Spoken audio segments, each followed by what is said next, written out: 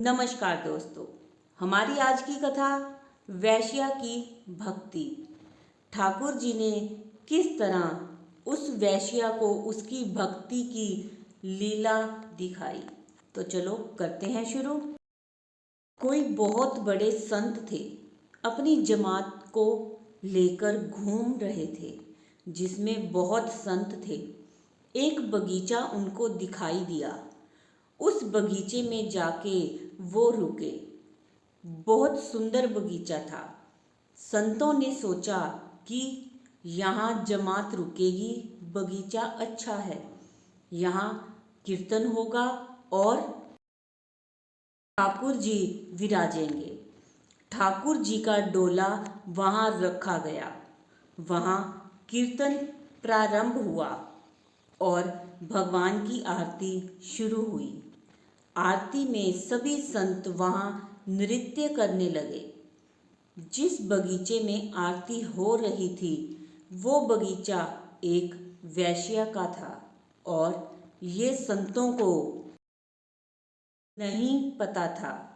वैश्या अपनी कोठी के झरोखे से बड़े ध्यान से आरती देख रही थी। आरती को देखने से ही उसके हृदय का कल्मश दूर हो गया।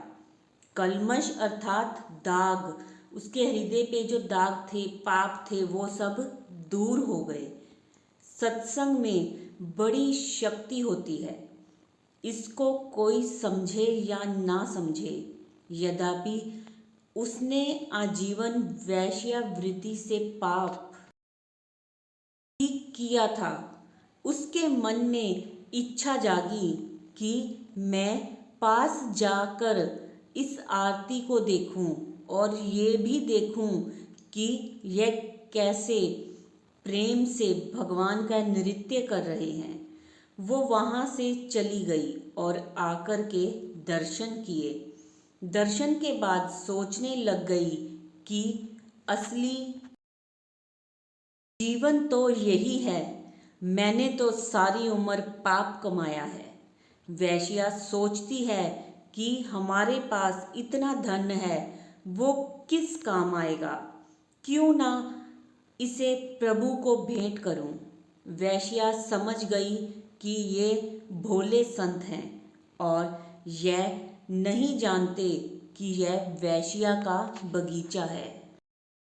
वो वैश्या उनके पास आई और साथ में सारे धन को सोने की थाली में रख के लाई।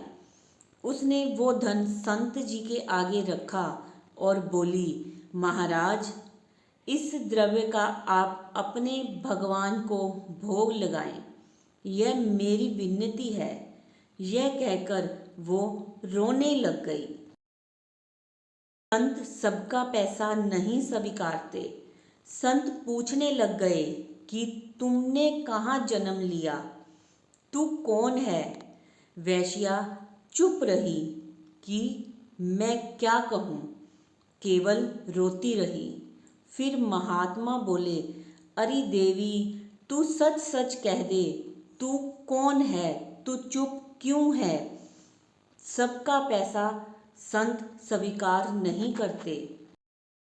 संत फिर बोले, अरे देवी, तू सच सच कह दे, तू चुप क्यों है, तेरे मन में कोई शंका है क्या। वैश्या बोली कि मैं वैश्या हूँ। यह कह के चरणों में गिर पड़ी, पर सच बोल गई। संत ने सोचा, जब इसके हृदय में सच आ गया है और भाव आ गया है और इसने सरकार को 2 आंसू भेंट कर दिए हैं, तो इसको मैं कैसे ठुकरा सकता हूँ। करुणा से जब संत उसे देखने लग गए तो उसका साहस कुछ और अधिक हो गया और बोली, महाराज, ये सारा धन आपका है, इसे स्वीकार करो। अगर आप स्वीकार नहीं करोगे तो मैं जान दे दूंगी। महात्मा बोले, ठीक है। मन में सोचने लगे कि इस द्रव्य को हम कैसे स्वीकार करेंगे, पर प्रभु तो सर्वसमर्थ हैं, तो वो उससे बोले कि इस धन से प्रभु के लिए एक सुंदर मुकुट बनवाकर खुद ही अपने हाथों से सरकार को चढ़ा दो, ठाकुर जी को चढ़ा दो। वो बोली कि महाराज, मेरे धन को तो ब्राह्मण भी नहीं छूते, तो ये रंगनाथ भगवान कैसे स्वीकार करेंगे। तो महात्मा बोले, ये प्रभु तो जाति नहीं देखते, ना ही पाती देखते हैं, ना ही शूद्र देखते हैं। इनका तो नाम ही पवित्र पावन है। मैं तुमको वचन दे रहा हूँ, तू जब तक मुकुट बनवाकर नहीं आएगी, ठाकुर जी तेरे बगीचे से नहीं हटेंगे। तो वैश्या चली गई और मुकुट बनवा लाई। संत बड़े निर्भय होते हैं। सभी संतों के बीच में खड़े होकर बोले कि आ गई देवी। स्वयं मंदिर के भीतर जाके अपने हाथ से मुकुट पहनाकर आ। सबको पता है वैश्या है, पर उसको इज्जत दे दिया। वैश्या चली मंदिर में, पर अभी कसौटी बाकी थी। जैसे ही दहलीज पर पैर रखा, वैसे ही स्त्री धर्म आ गया। पाप बड़ा विचित्र नाटक दिखाता है। पापों ने कहा, तू नहीं जा सकती, तो स्त्री धर्म दिखा दिया। वहीं दहलीज के ऊपर, और वो दहलीज से लौट चली। आचार्य जी तो समझ नहीं पाए कि क्या हुआ, लेकिन भगवान इतने में बोले। श्री विग्रह मूर्ति बोल उठी, भगवान बोल उठे, ठाकुर जी बोल उठे कि इसे यहाँ वापिस लाओ, वापिस लाओ। भगवान की करुणा की बात है। ऐसी करुणा सरकार की, ऐसी करुणा हमारे ठाकुर जी की। बोले, मैं इसके हाथ से ही मुकुट पहनूंगा, किसी और के हाथ से नहीं।